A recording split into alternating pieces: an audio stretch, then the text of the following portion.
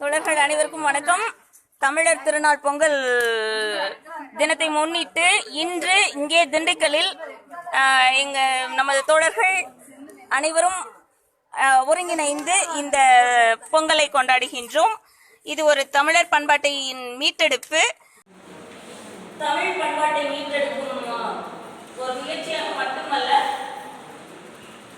ஒரு மாற்று கலாச்சாரத்தை அவற்றை அந்த பண்பாட்டில் இருந்து மீட்டெடுக்கும் முயற்சியாக நாம் ஒன்று கூடியிருக்கின்றோம். அதாவது தமிழ் பண்பாடுனா என்ன? இன்றும் தமிழர்கள் என்ற ஒரே பதாகையில் ஒன்று கூடவில்லை என்பது யதார்த்தம். சாதியாக, மொழியாக, வேதத்துடன் வந்திருக்கின்றார்கள். அதனால் தான் இன்றும் கூட கால் மாசம் சொன்ன வர்க்க முரண்பாடு என்பது கூர்மைப்படுத்தப்படாத இருக்கின்றது.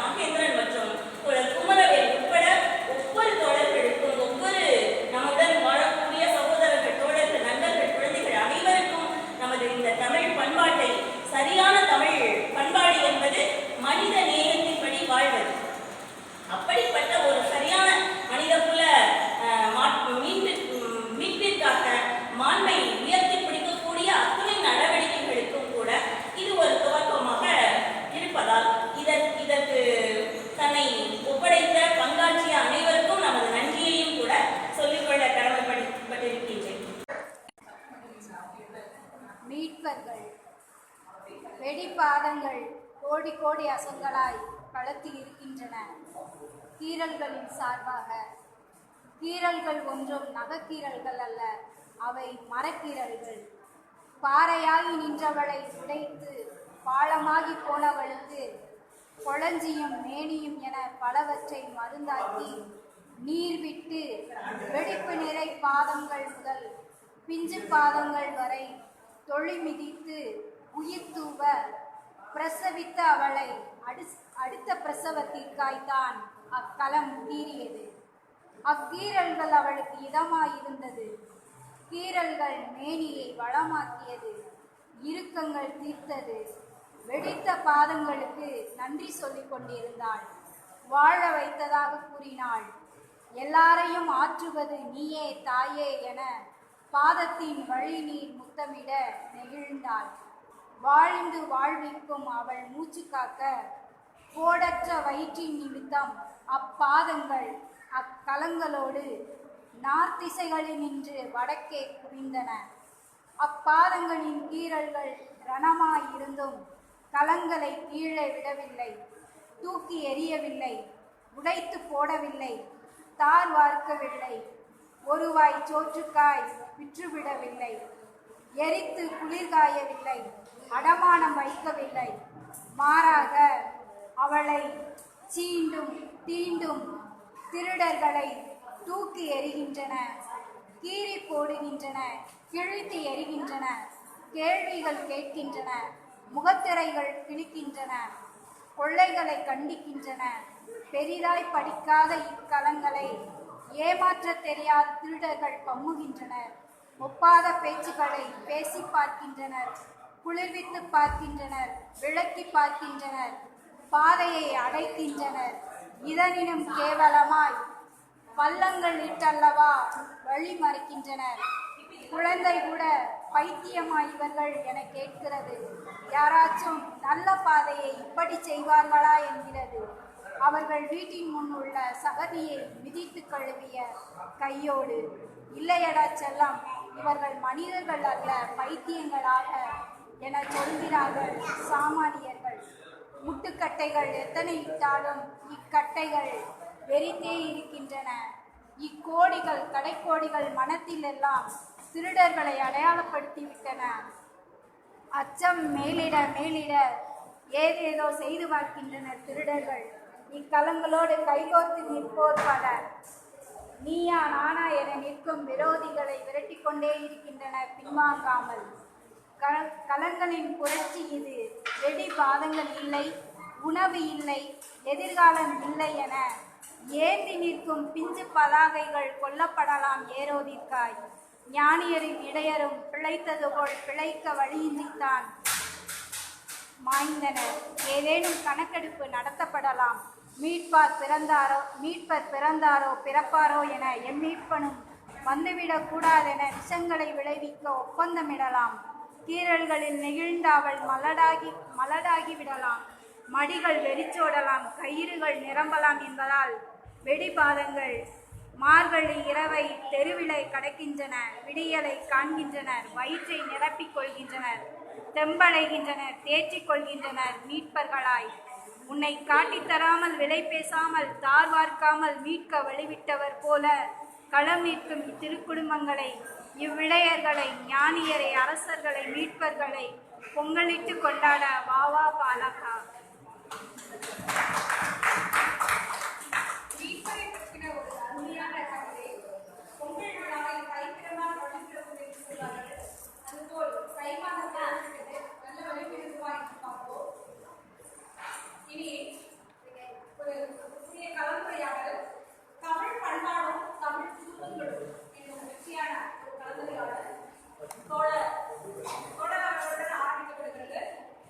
எல்லோரும் கண்டிப்பாக ஒரு 2 நிமிடமாவது கலந்துரையாடி அவருடைய கருத்துக்களை பரிமாறுமாறு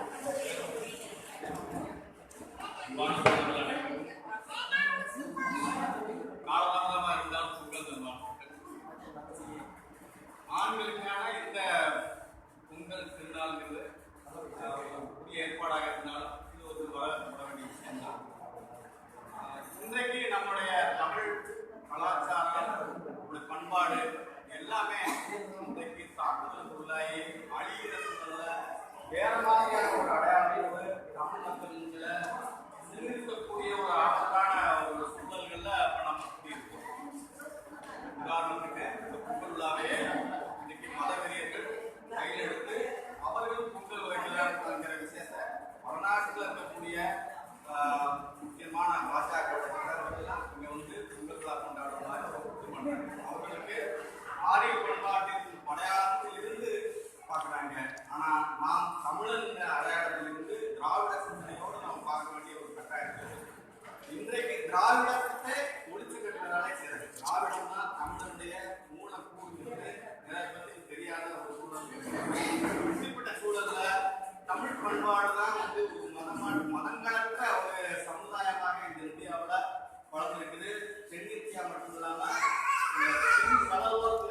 அனைத்து தீவுகளிலும் கூட தமிழரின் பண்பாடு நிறைந்திருக்கிறது. அப்படிப்பட்ட சூழல்ல தமிழ் பண்பாட்டை காக்க வேண்டிய ஒரு கடமையில நம்ம முன்னேறிக்கிறோம்.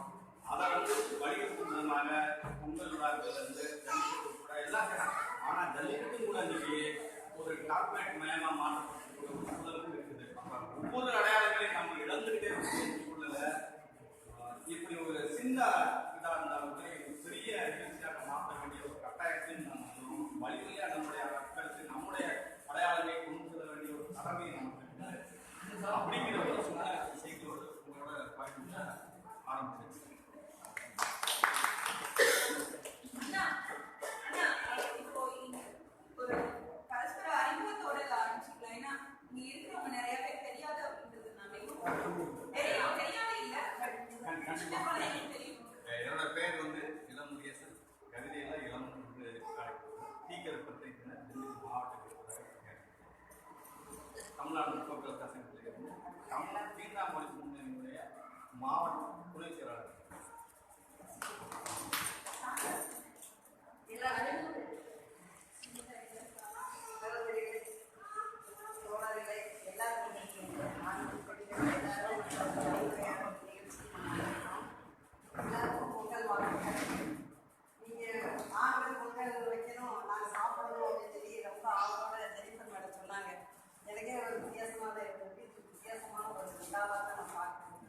என்னோட பேர் வனஜா.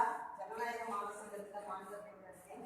தீண்டாமை முன்னேற்ற மாவட்ட நான் புதுசாக என்ன சொல்ல போனோம்னா, வேலை எனக்கு டீச்சர் ப்ரொஃபஸரை. இவங்க கிளாஸ்னா நாங்கள் ஆர்வமாக இருப்போம். எப்படா அந்த கிளாஸ்க்கு வருவாங்க அப்படின்னு கட்டடிச்சுட்டு அடுத்த கிளாஸில் போய் உட்காந்து உங்கள் பேச நாங்கள் கேட்போம். இன்னைக்கு தான் எங்கள் வீட்லேயும் நான் சந்திக்கிறதுக்கு வந்துருப்பேன்.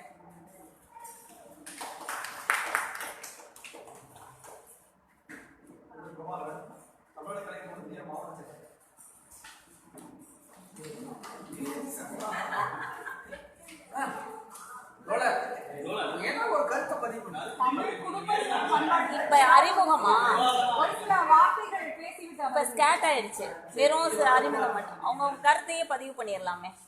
ஓகே வணக்கம். நீங்க இன்ட்ரோ듀ஸ் பண்ணிட்டீங்களா? அப்படியே உங்களுடைய கருத்தையும் பதிவு பண்ணிருங்க. ஏன்னா லேர் ஆகுது. அவ்வளவுதான். இது கலந்துரையாடல். நம்ம பேசுவோம், பேச்சு போட்டி, கவிதை போட்டி அப்படின்லாம் நம்ம நினைக்க வேண்டியது. பாப்பா நல்லா கவிதை வாசிப்பாங்க. ஏன்னா கருத்துக்கள் தான் நம்மளுக்கு மெயின். அவங்க எப்படி வாசிக்கிறாங்க, இன்னைக்கு வாசிக்கிறாங்க, அவங்களுக்கு வாசிக்கிறாங்க, அது கிடையாது. அவங்க ரொம்ப சிறப்பான ஒரு கவிதையை ஆர்வமா கேட்கிறவங்களுக்கு தான் அந்த கவிதை எப்படி இருந்தது, அதோட கருப்பொருள் என்ன அப்படின்னு. அதே மாதிரி முன்னாடி ஒருத்தவங்க கவிதை வாசித்தாங்க. உங்களை சாப்பிட்டு அங்கே வச்சுட்டு வரவங்களாட்டி அவங்க முடிச்சிட்டாங்க. அவங்க கவிதை நான் கேட்டுகிட்டே தான் இருந்தேன். அதுவும் நல்லா இருந்துச்சு. ஃபர்ஸ்ட் எடுத்தோடனே ஒரு பாடல் பாடினாங்க. அந்த பாடலும் மிக சிறப்பாக இருந்தது அப்படிங்கிறதான். இப்போ இவங்க ஃபோன் பண்ணும்போது 2 தடவை 3 தடவை ஃபோன் பண்ணாங்க. அதான் ஞாபகப்படுத்துறதுக்கு நேற்று, அப்புறம் 2 நாளைக்கு முன்னாடி. ஏன்னா எல்லாருமே ஒவ்வொருத்தவங்களும் ஒரு வேலையை வச்சுட்டு தான் வருவாங்க. அது பெண்கள்னா சொல்லவே வேண்டியதில்லை. வீட்டில் கேஸ் பற்ற வச்சுமா பற்ற வைக்கணும்னா டிராவலிங் அப்போ கூட ஞாபகம் ஃபோன் பண்ணி அதை சரி பார்த்துக்கங்க அப்படின்னு சொல்கிற நிலைமை தான். 24 மணி நேரத்தில் ஒரு 2 மணி நேரம் தூங்கினா கூட திடீர்னு நைட்டு கூட நம்ம வீட்டு ஞாபகம் தான். எங்கே வெளியில் இருந்தாலும் நம்ம வீட்டில் கொஞ்சம் ஞாபகம் இருக்கும். ஆனால் ஆண்களுக்கு அப்படி இல்லை. வெளியில் வந்தால் நம்ம மனைவி வீட்டில் பார்த்துக்குவாங்க, நம்ம அம்மா பார்த்துக்குவாங்க அப்படின்னு சொல்லி ஃப்ரீயாக வந்துருவாங்க ஆண்கள். ஆனால் பெண்கள் அப்படி வர முடியாது அப்படின்னு. ஏன்னா காலகாலமாக அப்படிதான். கிமு அப்படின்னு எடுத்துக்கிட்டாவே அதுதான். இப்போ என்ன யூடியூப்ல பார்த்தா எல்லாமே நல்லா பேசுவாங்க, பட்டிமன்றம் எல்லாமே. ஒருத்தவங்க ஒரு விஷயத்த சொன்னாங்க. 6 லட்சம் வருஷத்துக்கு முன்னாடியே ஒரு தடம் பதிச்சிருந்தது. அதில் பார்த்தீங்கன்னாக்க ஒரு ஆண் நடக்கும்போது சமமாக இருந்ததான் அந்த தடம், கால் பதிச்ச தடம். பெண்ணு கால் மட்டும் கொஞ்சம் பள்ளமாக இருக்கும். பள்ளமாக இருக்கும்போது அப்போ யோசிச்சுருக்குறாங்க இவங்க, அந்த பெண் நடந்தது மட்டும் ஏன் பள்ளமாக இருக்குது, ஒரு பக்கம் சாட்சி இருக்கு, சரிஞ்சிருக்கு அப்படின்னு பார்த்தா அந்த பெண்ணு 6 லட்சம் வருஷத்துக்கு முன்னாடி கல்லு மண்ணு எப்போ தோற்றுச்சே தெரியாது, அதுக்கு முன்னாடியே தமிழ் மொழி பேசுறதுக்கு தோன்றுனாங்க அப்படின்னு சொல்லி நம்ம கேள்விப்பட்டிருக்கோம். அப்ப அந்த பெண்ணு குழந்தைய இடுப்புல வச்சுதான் அவங்க நடந்திருக்க முடியும் அப்படின்னு சொல்லி இப்போ ஒரு ஆராய்ச்சியில பெண்கள் எவ்வளவு சுமையா இருக்கிறாங்க, சுமை தாங்கியாதான் இருப்பாங்க. குடும்பத்துல நாட்டினாலும் எல்லாமே வந்து சுமை தாங்கி தான். மறைக்கப்பட்ட பெண்கள் சொல்லிட்டு ஒரு புக் இருக்கு, அதை நம்ம படிச்சோம்னாக்க நம்மளுக்கு கண்ணீர் வரும்.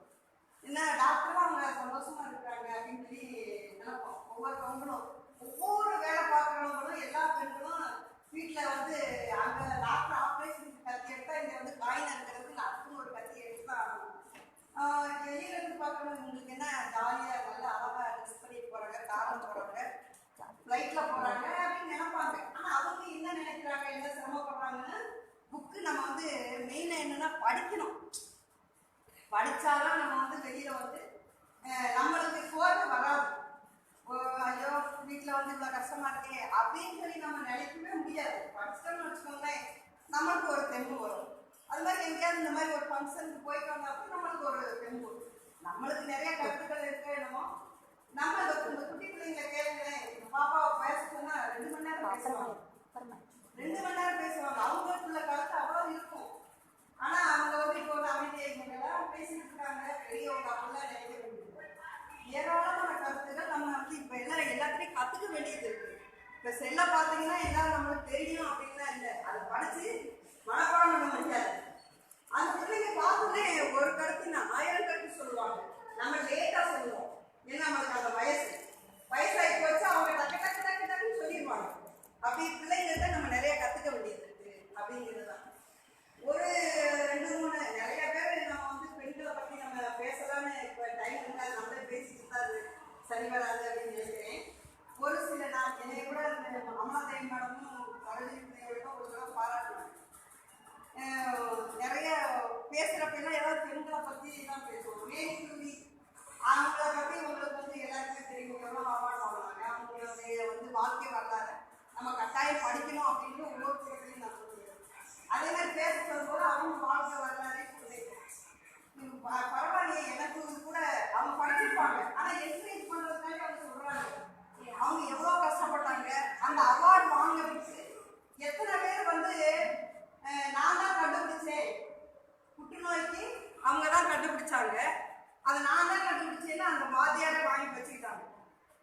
நான் தான் கண்டுபிடிச்சேன் சொல்லவே இல்லை. அது மாதிரி வீட்டுக்காரன் எதிரி, அவர் நான் தான் கண்டுபிடிச்சேன் 3 தடவை கொடுத்துட்டாங்க. அந்த அவார்டை வந்து 3 தடவை கொடுத்துட்டாங்க. ஆனால் குடும்பத்தில் எவ்வளோ கஷ்டம், அந்த ஒரு குழந்தைய வச்சுக்கிட்டு எவ்வளோ நோய்வாய்ப்பட்டு அவங்க இறந்தாங்க, அவங்க வாழ்க்கை வரலாறு தான் படிக்கணும் அப்படிங்கிறது. அதே மாதிரி பார்த்தீங்கன்னாக்கா நிறைய பெண்கள் இப்போ பார்த்தீங்கன்னா அவள் பெண்கள் போன வருஷம் படிச்சது நான் சொல்கிறேன். எத்தனை பேர் நாங்கள் நேரில் அந்த புக்கு எடுத்து பார்த்தேன், என்னடா அந்த புக்கை வாங்கி மறந்துட்டே போயிட்டோமேட்டு. அதில் பார்த்தீங்கன்னா எல்லாரும் வந்து கப்பலில் நம்மளாம் கப்பலை கூட பார்த்துருக்க மாட்டோம், போகிறதுக்கான வாய்ப்பும் கிடையாது. அவங்க கடலை அளந்துகிட்டே இருக்கிறாங்க. மேற்கு வங்கத்தில் அந்த அந்த நதியில் போகிற அந்த கப்பல் வந்து பாம்பு மாதிரி நெடுஞ்சு அப்படி போகுமா அந்த கப்பல். அதை ஓட்டுறது கஷ்டம். ஆனால் அந்த பெண்ணு தான் இந்தியாவில் முதல்ல வந்து அந்த கப்பலை ஓட்டுறாங்க. அது மாதிரி விமானம் ஓட்டுறது. அது மாதிரி வந்து டாக்டர் பார்த்தீங்கன்னாக்க முதல்ல அதாவது செத்த குணமா இருந்தாலும் சரி மனுஷனை வந்து அறுத்து ஆராய்ச்சி பண்ணது முதல்ல ஒரு பெண்ணு தான். எல்லாத்துலேயும் அதாவது விதையை கண்டுபிடிச்சது பார்த்தீங்கன்னா உழவரும் இல்லாமறாங்க. நம்ம தமிழர் பண்பாடு மட்டும் சொல்றோம். என்னைக்கு மண்ணு அந்த உழவர் உழுதாங்களோ அதுவும் பெண்ணு தான். விதையை கண்டுபிடிச்சு நம்மளுக்கு சாப்பாடு போடணும் சாப்பிடணும் அப்படின்றது பெண்ணு தான். எல்லாத்தையும் கண்டுபிடிச்சிருக்காங்க. ஆனா இதை வந்து ஆரோக்கியத்துல வந்து மறைக்கப்படுறாங்க. அது ஒரு சில ஒரு 10 பெண்களை வந்து மறைக்கப்பட்ட பெண்கள்னு ஒரு புக் இருக்கு, அதை நீங்க வாங்கி படிக்கணும் அப்படிங்கிறது தான். நிறைய ஏராளமான பெண்கள் எல்லாத்துலேயும் முன்னணி இருந்து அவங்க தான் இது பண்றாங்க. அந்த உடலை அறுத்து அவங்க ஆராய்ச்சி பண்றதுக்கு விட மாட்டாங்க. அவங்க மத போதகர் வந்து நீ வந்து எப்படி மனுஷனை போய் நீ அறுத்த அப்படின்னு சொல்லி அவங்க ஜெயிலுக்கு அவங்களுக்கு தண்டனை என்னன்னா ஜெயிலு. அவங்க தெரியாம போய் சுடுகாட்டில் போய் அந்த படத்தை எடுத்து ஆராய்ச்சி பண்ணியிருக்கிறாங்க. அதனாலதான் ரத்தம் எங்க வளைஞ்சிச்சு அப்படின்னு போர்க்களத்துல போய் அதை கண்டுபிடிச்சு அதனாலதான் அரெஸ்ட் பண்ணி அந்த ரத்தம் வராம இது பண்ணி பிளட்டை இது பண்ணிட்டு அவங்க வந்து டாக்டர் ஆகி நிறைய இது பண்ணியிருக்கிறாங்க. இப்படித்தான் ஒவ்வொரு பெண்களும் ஒவ்வொன்றையும் கண்டுபிடிச்சது பெண்கள் தான் அப்படின்னு சொல்லி. ஆனா அதுக்கு பின்னாடி ஆண்கள் வந்து என்கரேஜ் பண்றாங்க. சில ஆண்கள் வந்து எதிர்ப்பாகவும் இருக்காங்க, சில ஆண்கள் வந்து அவங்களுக்கு வந்து இப்போ பார்த்தீங்கன்னா அந்த கிருஷ்ணாபாய்னு ஒருத்தவங்க இருக்கிறாங்க. அவங்க வந்து இந்தியாவிலே முதல்ல வந்து ஆங்கில இதில் வந்து தமிழ் கவிதை எழுதினவங்க, அவங்களுடைய சுயசரிதை எழுதினவங்க. அவங்களுக்கு பின்னாடி அவங்க வீட்டுக்காரர் தான் எல்லாம் ஹெல்ப் பண்ணியிருக்கிறாங்க. அவங்களுக்கு எப்போ பார்த்தாலும் நோய். மகாராஷ்டிராவில் வந்து அவங்க வந்து பிறந்தவங்க.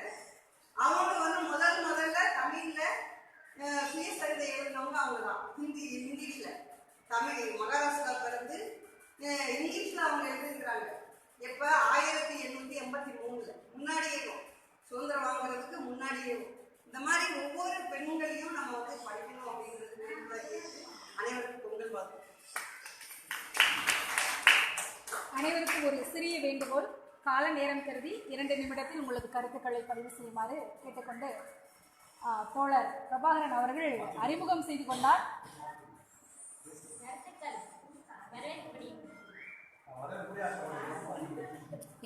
இது மனித உரிமை மீறல், பெண்களுடைய தமிழர்களுடைய பண்பாடும் தமிழ் குடும்பங்களும் சார்ந்து உங்களது கருத்துக்களை முன்வைக்க அன்போடு கேட்டுக்கொள்கிறோம்.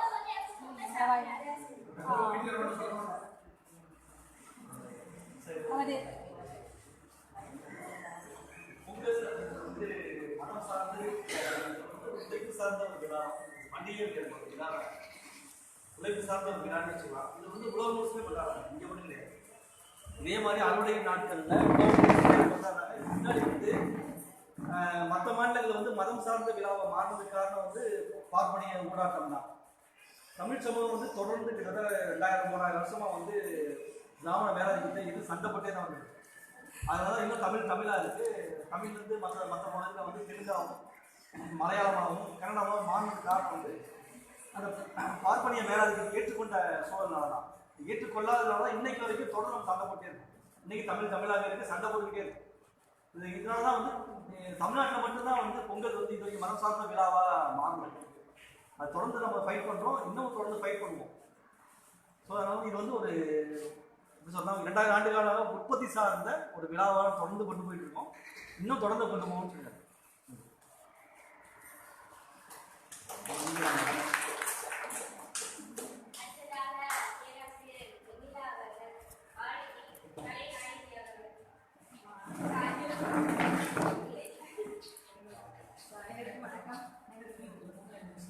புத்தாண்டு மற்றும் பொங்கல் நல்வாழ்த்துக்கள்.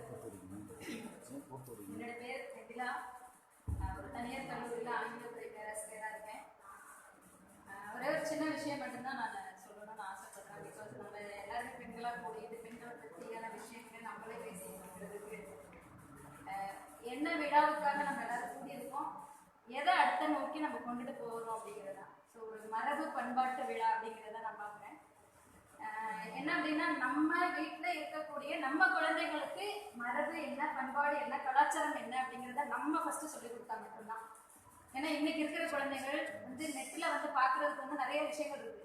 ஆனால் ஒரு குழந்தைகளும் பண்பாடையோ கலாச்சாரத்தையோ மொழியோ எதையும் பார்க்கறதுக்கு தயாராக இல்லை. ஸோ அந்த அடிப்படையில் ஏன் அப்படின்னா, என்னுடைய அக்கா பொண்ணு எங்கள் ஊர்லலாம் வந்து பார்த்தீங்க அப்படின்னா பொங்கல் விழா வந்துன்னா மிகப்பெரிய ஒரு கோவில் திருவிழா மாதிரி நடக்கும். 3 நாள் வந்து பார்த்தீங்கன்னா பயங்கர பிரம்மாண்டமாக நடக்கும். ஆனால் இன்னைக்கு என் தலைமுறையோட அது எல்லாமே முடிஞ்சிருச்சு. இன்னைக்கு என்னுடைய அக்கா பிள்ளைக்கு நாங்கள் செலிப்ரேட் பண்ண விஷயமே எனக்கு தெரியும். அதுதான் மிகப்பெரிய ஒரு வருத்தப்படக்கூடிய ஒரு விஷயமா இருக்கு. ஏன்னா இது வந்து மறையக்கூடிய விஷயம் கிடையாது, அழியக்கூடிய விஷயம் கிடையாது. இது தொடர்ந்து எல்லாருமே கொண்டாடக்கூடிய ஒரு விஷயம். இன்னைக்கு நமக்கு அடுத்த தலைமுறைக்கு மறைக்கப்பட்டிருக்கிறது, தெரியாமல் போயிருக்கு அப்படின்னு நினைக்கும் போதே ரொம்ப வருத்தமா இருக்கு. அதனால அன்பு தோழர்களே, இன்னைக்கு இந்த மாதிரியான மரபு, பண்பாட்டு, பழக்க வழக்கங்கள், கலாச்சாரங்களை நம்ம குழந்தைகளுக்கு நாம தான் சொல்லி கொடுக்கணும். அதற்கு உண்டான ஒரு கூட்டமைப்பாக இருந்து அது வந்து ஒரு விஷயத்தை நல்ல விதமா கொண்டுட்டு போகுங்கிற நம்பிக்கையில கூடியிருக்கும். வாழ்த்துக்கு நன்றி.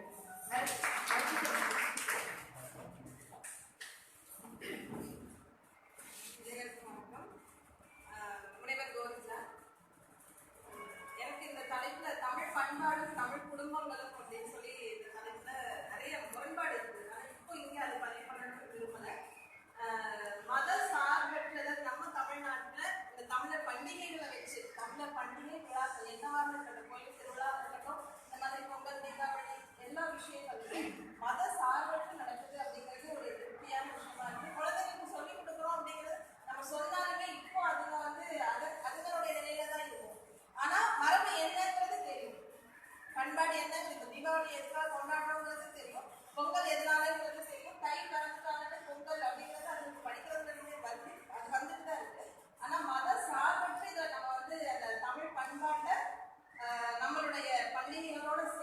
தமிழ் குடும்பங்கள் கொண்டாடுறதுங்கிறது பெருமைக்குரிய விஷயமான பதிவு செய்யும்.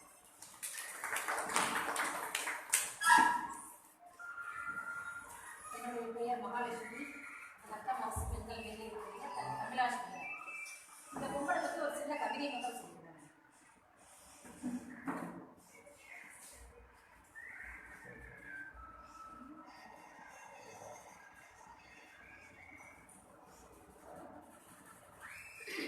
ஏன் இந்த ஓயாத அழுகை? ஏவோடும் உழவனின் நாவறட்சி வறுமை அகற்ற அழுதாயோ? பசி என்று அவன் பரிதவிப்பது கண்டு பதறி அழுதாயோ?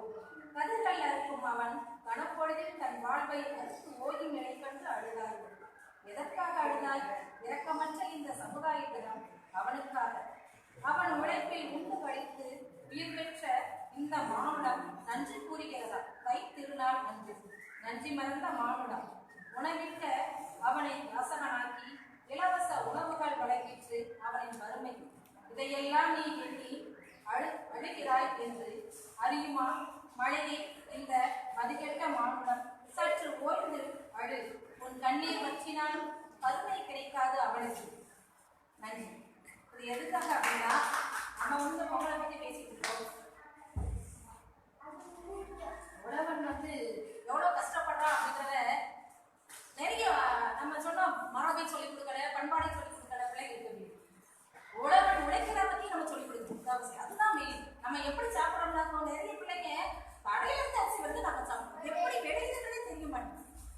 ஒரு சயின்ஸ் ப்ராஜெக்ட் பண்ணணுமா, உடனே அம்மா வாங்க தோட்டத்து போறாங்க, பிச்சு போய் கூடக்கூடாது அப்படின்னு சொல்லி. ஏன் அப்படின்னா, அந்த ப்ராஜெக்டுக்காக மட்டும் போய் தோட்டத்திலேயே வச்சு பார்க்குறாங்க ஒழிஞ்சு, அந்த ஒன்றி ஒரு விவசாயி எப்படி அதை உழைக்கலாம் அப்படின்றத நம்ம முதல்ல பிள்ளைங்களுக்கு சொல்லிக்கணும். நம்மளே அது முதல்ல அதிகமாக தெரிஞ்சுக்கிறது. உண்மையிலேயே வருடம் வருடம் ஒரு விழா வருது அப்படின்னா போய் விழாவில் கூடுறோம், விளையாடுறோம், அவங்க வந்துடணும். அவன் எப்படி உழைக்கிறா, எப்படி அவன் கஷ்டப்படுறா அப்படின்னு தெரியல. ஏன்னா என்னுடைய கணவர் வந்து ஒரு விவசாய அலுவலகத்தை வேலை பார்க்கணும். அவர் இருக்கிறப்ப நிறைய மாணவர்களை நான் கொண்டு போய் அவங்களுடைய அலுவலகத்தில் இதெல்லாம் பூச்சிக்கொல்லி மருந்து இதெல்லாம் நம்ம உணவு போட்டு தான் நம்ம சாப்பிட்டு இருக்கோம் அப்படின்னு இதெல்லாம் நிறைய கொண்டு காமிச்சிருக்கோம். ஆனால் இப்போ இருக்கக்கூடிய பிள்ளைங்க அதை பற்றியே படிக்கிறதோட சரி. இதை வந்து அவங்களுக்கு நம்ம முன்னெடுக்கிறோம். தமிழ் குடும்பம் அப்படின்றது முதல்ல வந்து பாரம்பரியத்தை நினைவூட்டக்கூடிய விஷயங்களை நம்ம குழந்தைகள்கிட்டையோ மாணவ மாணவிகள்கிட்டையும் கொண்டு போகணும் அப்படின்றது என்னுடைய கருத்து. இந்த தமிழ் குடும்பங்கள் அப்படின்ற உடனே வீட்டில் சொன்ன நின்று நிலவா பொங்கல் அல்ல, ஆண்கள் வைக்கிற பொங்கல் ரொம்ப நிகழாக ரொம்ப ஸ்ட்ராங்காக நிற்கின்ற அப்படின்னு சொல்லி சொன்னோம். பரவாயில்ல நிகழ்வாக எவ்வளோ அப்படின்னு சொல்லி சொன்னாங்க. ரொம்ப நன்றி. அப்பா பாட்டு ரெடி பண்ண நீ என்று. அனைவருக்கும் வணக்கம். என் பேரு சக்தி கவியா. நான் எஸ்எம்பி 8ஆம் வகுப்பு படிக்கிறேன்.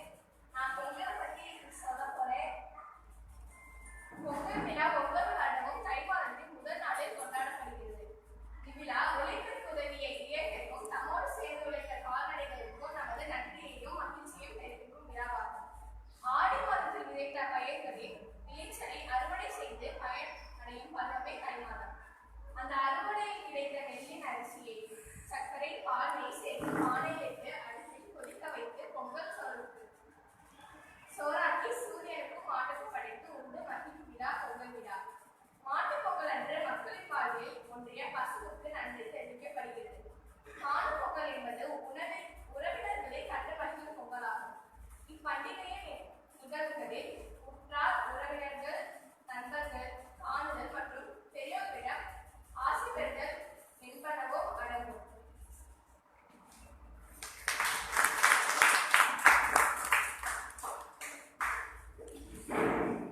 அனைவருக்கும் வணக்கம். பொதுவாகவே வந்து பார்த்தீங்க அப்படின்னா நிறைய தமிழ் மரபுகளும் பண்பாடும் நிறையவே அழிச்சிட்டு வருது. நம்ம தமிழ் கூட நம்ம பார்த்துட்டு இருக்கோம். எப்படி இயல் இசை நாடகம் அப்படின்னு சொல்றாங்களோ அதே மாதிரி உணவு உடை இருப்பிடம் அப்படின்னு சொல்லுவாங்க. இன்னைக்கு நம்மளுடைய தமிழ் பண்பாடு கலாச்சாரத்தை பார்த்தீங்கன்னா இது மூணுமே அடங்கிதான் நம்முடைய பண்பாடு கலாச்சாரம் அடங்கியது. அதில் குறிப்பாக வந்து பார்த்தீங்க அப்படின்னா உணவு பற்றி தான் நான் இன்னைக்கு பேச போகிறேன். ஏன்னா உழவன் இல்லைன்னா இன்னைக்கு நம்ம உணவு உபயோகிக்க முடியாது. ஸோ அப்படிப்பட்ட உணவை பற்றி தான் நான் பேசணும்னு ஆசைப்படுறேன். குறிப்பாக வந்து பார்த்தீங்க அப்படின்னா உழவன் ரொம்ப கஷ்டப்பட்டு அப்பெல்லாம் என்னுடைய மூதாதையர் என்னுடைய பாட்டி என்ன சொல்லியிருக்காங்க, சாமி நம்ம வீட்டில் வந்து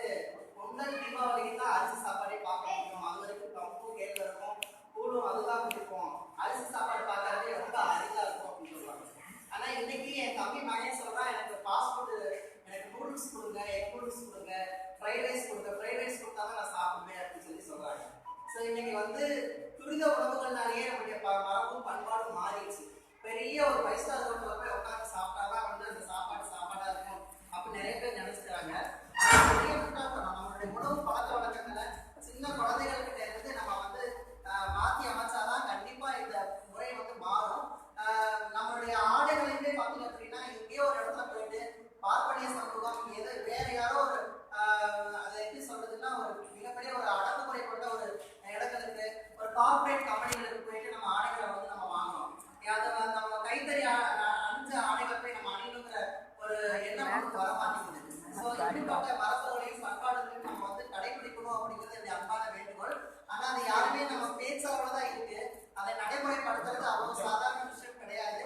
ஆனா இனிமேல் வரும் காலங்களில் கட்டாயம் அதை நம்ம நடைமுறைப்படுத்துவோம்.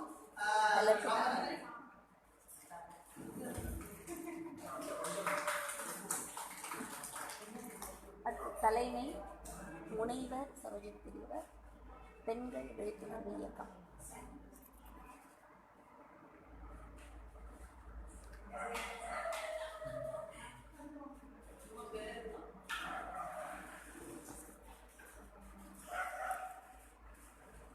அன்பான தோழர்களே,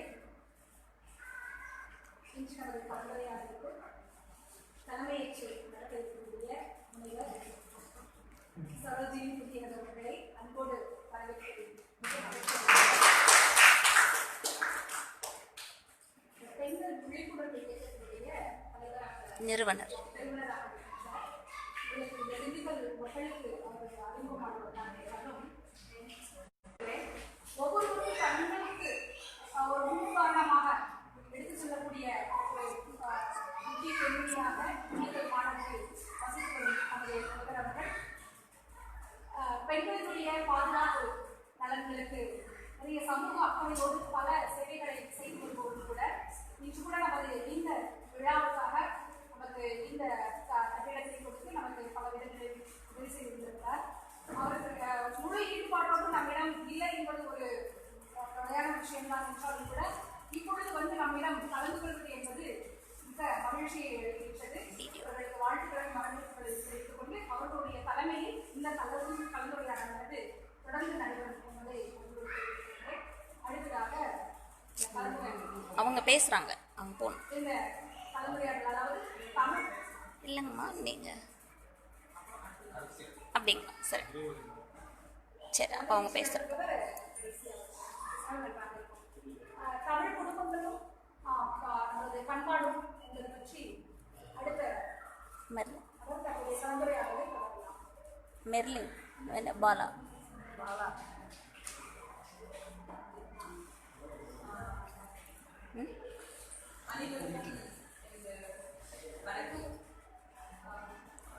இதுக்கு பெரிய டெஃபினேஷன் அது. பண்பாடு அப்படிங்கிறது, மரபு அப்படிங்கிறதுலாம் பெரிய டெஃபினேஷன் அது.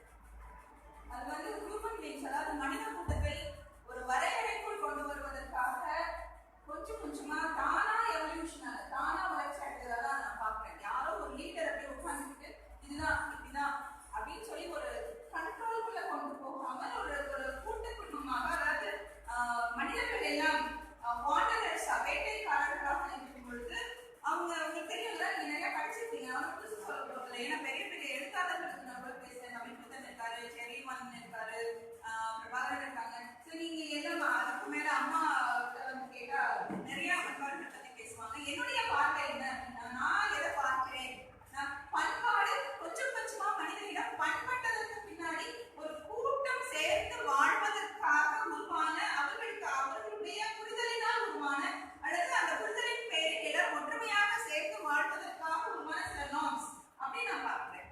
அது வந்து ரொம்ப லாங் நிறைய எந்த ஒரு விஷயம் வந்து மிக அதிகமாக அப்படி வழிவழியாக ஒருத்தருக்கு ஒருத்தர் பார்த்து பார்த்து அதை தன்னுடைய வழக்கமாக மாற்றிக் கொண்டோமோ அது மரபாக வந்திருக்குமோ அப்படின்றத நான் பார்க்கிறேன். அப்படி பார்க்கும்போது தமிழருடைய மரபு என்பது நிறைய பேர் சொல்றாங்க காதலும் வீரமும் தமிழர் பண்பாடு. காதல் அப்படின்றது நான் இங்க எப்படி பார்க்கிறேன்னா, வெறும் ஆண் பெண் அந்த இணைத்திருத்தலை மட்டும் நான் இங்க வந்து பார்க்கவே இல்லை. காதல் என்பது என்ன அப்படின்னு நான் இதை எப்படி பார்க்கிறேன்னா, ஒரு குழுவை சார்ந்ததாகவும் ஒரு குடும்பத்தை சார்ந்ததாகவும் ஒரு தாய் குழந்தையின் மீது வைப்பதாக, ஒரு தாய் குடும்பத்தில் அடுத்த அங்கத்தினர்கள், மகன்கள் இருக்கலாம், மாமியார் இருக்கலாம், மாமனார் இருக்கலாம், வீட்டுக்காரருடைய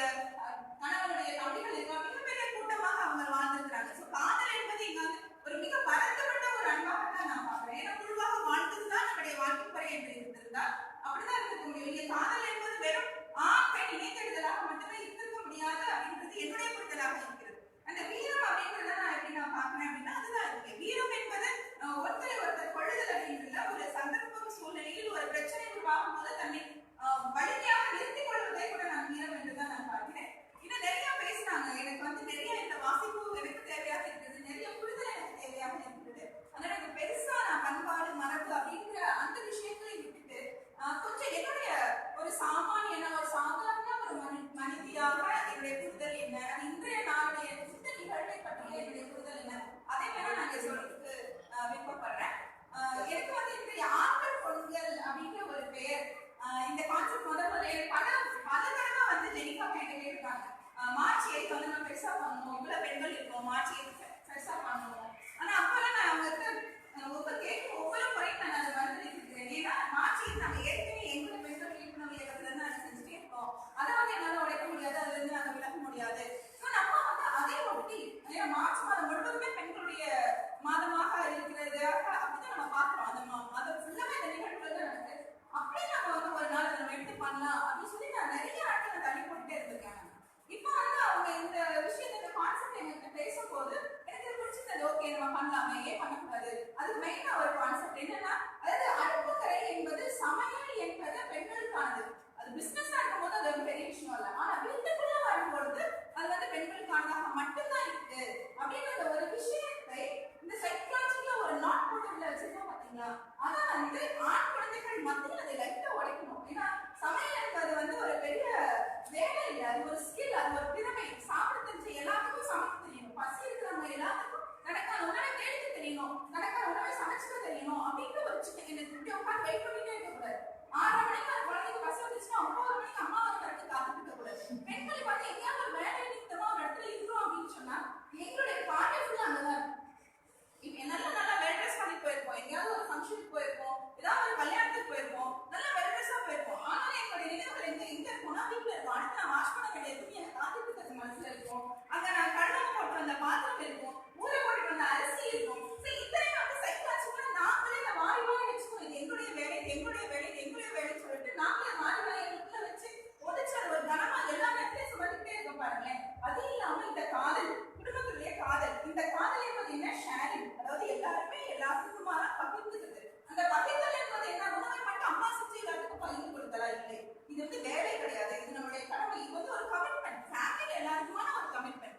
இது ஃபேமிலியில எல்லாருமே ஒரு பங்கு வச்சிருக்கோம். அந்த பங்கை உணர்த்துகின்ற ஒரு விஷயமாக இந்த ஆண்கள் எல்லாம் நல்லா சொல்லிட்டு இந்த விளையாட்டு சொல்லிட்டே இருந்தேன். நீங்க மேல சமைச்சிருக்கீங்க, நாங்க எவ்வளவு நேரம் பார்த்துட்டே இருக்கிறது, கொடுங்க வேணுமா, நீங்களே கொடுங்க, நீங்களே கொடுத்து வாங்கி சாப்பிட ஆசை எங்களுக்கு இருக்கு, நீங்களே செய்து அதை நீங்களே பிளேட்ல போட்டு நீங்களே கொடுங்க.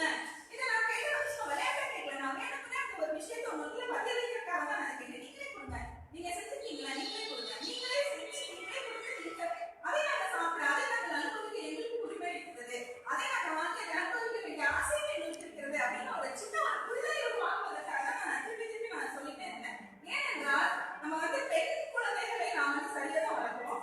ஆனா ஆண் குழந்தைகளை நாம் வளர்ப்பதில் சில சமயங்களில் இல்லை, எல்லா சமயங்களிலுமே நம்ம வந்து கவனம் செலுத்துவது இல்லை. ஏனென்றால் ஆண் என்பவன் அழுகக்கூடாதுன்னு ஒண்ணு வச்சிருக்கோம். அது மிகப்பெரிய தவறு. அது சைக்காலஜிக்கலா எவ்வளவு பெரிய பிரச்சனைகள் வரும் அப்படின்னு சொல்லி பேசணும்னா ஒரு 4 ஃபுல்லா ஒரு 4 ஃபுல்லா பேசினா நிறைய தேரிஸ் இருக்கு, அதெல்லாம் விட்டுருவோம். ஆனா இந்த ஆண்கள் என்பவர்கள், ஆண் குழந்தைகள் வந்து எந்த அளவுக்கு குடும்பத்தை பங்கு எடுக்கணும் அப்படின்றத வந்து நம்ம நிறைய சமயங்கள்ல ஃபாலோ பண்றது குழந்தைகளுக்கு உணர்த்துவதும் இல்லை. இப்ப ஆண் குழந்தைக்கும் பெண் குழந்தைக்கும் அக்கா தங்கச்சிக்கும் அனைவருக்கும் சண்டை வரும்போது நம்ம அவசரத்துல என்ன பண்ணுவாங்க, இப்ப சண்டை போட்டு என்ன வராது, இங்க ரெண்டு சண்டை போட்டு பேசாமலே இல்லை அப்படின்னு நம்ம சில சமயங்கள்ல சொல்றது என்னன்னா, அவங்க 2 பேருக்கு நடுவில் மிகப்பெரிய இடைவெளியை உருவாக்கி நம்ம வயசான காலத்தை கண்டிப்பா நம்ம ஃபீல் பண்ணுவோம் அப்படின்ற ஒரு விஷயம் வந்து எனக்கு இருக்கு. ஏன்னா எப்பயுமே சண்டை போடியா, அது எனக்கு மிகப்பெரிய மன அழுத்தமா இருக்கு. நீ 2 பேரும் சண்டை போட்டு பேசாமலே நம்ம திருப்பி சொல்லிக்கணும். ஏன்னா அந்த நேரத்துல நம்ம ஜமானிக்கிறதுக்காக. ஆனா இது வந்து மிகப்பெரிய தவறு. இப்ப குழந்தைக்கு நம்ம சமைக்கும் போது தண்ணி எடுக்க போட்டோம்னா, ஏன் நான் தண்ணி எடுக்கிறேன் அவன் தண்ணி எடுக்காதுமே, இந்த மாதிரி ஒரு போட்டி மனப்பான்மை வரும்போது நீங்க 2 பேரும் செய்ய வேண்டாம், நீங்க 2 பேரும் தள்ளி போகும், நீங்க பேசவே வேண்டாம், நான் பாருங்க. சோ அந்த சுமையை நம்ம எடுத்துட்டு என்ன பண்றோம்னா அங்க காதலை உடைக்கிறோம். அந்த குடும்பத்திற்கு மேல அண்ணன் வந்து தங்கச்சி மேல வச்சிருக்காரு, தம்பி தங்கச்சி வந்து அண்ணன் மேல வைத்துக் கொண்டு அதை நம்ம எடுக்கிறோம். இந்த மாதிரியான சின்ன விஷயங்களை நம்ம கவனம் கொள்ளும் போது பெண் குழந்தைகளோடு சேர்ந்து ஆண் குழந்தைகளும் நம்மளுடைய குடும்பத்தில் வேலைகளை பங்கு கொள்ளக்கூடிய ஒரு மனநிலைக்கு அவங்க வருவாங்க. அந்த வேலைகளை பகிர்தல், நாங்கள் தன்னுடைய யோசனையை பகிர்தல், தன்னுடைய சிந்தனையை பகிர்தல், வேலை பகிர்தல், இந்த பகிர்தல் எப்பொழுதுமே ஷேரிங் எப்பொழுதுமே உறவை வளரும் அப்படின்றதுல வந்து எனக்கு மிகப்பெரிய நம்பிக்கை இருக்கிறது. அந்த இடத்துல இன்றைக்கு ஆண்கள் பொங்கல் அப்படின்ற அந்த ஒரு விஷயத்தை நான் ரொம்ப ஹெல்த்தியா நான் பார்க்கிறேன். இது மீண்டும் மீண்டும் குடும்பத்திற்குள் முக்கியமாக ஆண் குழந்தைகளின் மத்தியில் ஒரு ஆதிக்க மனப்பான்மை இல்லாமல் ஒரு பரவலான அன்பை பரவலாக்கக்கூடிய இந்த மாதிரி வேலைகளை வேலைகளாக பார்க்காமல் ஒரு பகிர்ந்தலாக பார்க்கக்கூடிய ஒரு பரந்த மனப்பான்மையை உருவாக்கக்கூடிய ஒரு நிகழ்வாக இதை நான் பார்க்கிறேன். பங்கு கொண்ட அனைவருக்கும் நன்றி. நீங்க செஞ்ச பொங்கல் மிகவும் இனிமையாக இருந்தது. அந்த சூழ்நிலை என் கையில கொடுத்தீங்க. அந்த பகிர்தலை வந்து நான் ரொம்ப ரசிச்சேன். அந்த பொங்கலை விட நீங்க உங்களுடைய அந்த பகிர்வு, அந்த சமைக்கும் போது நீங்க செஞ்ச அத்தனை வேலைகளும் ஓடி ஓடி செஞ்சது, எப்படி போட்டா கலர் பண்ணுமா, அப்படி போட்டா கலர் பண்ணுமா,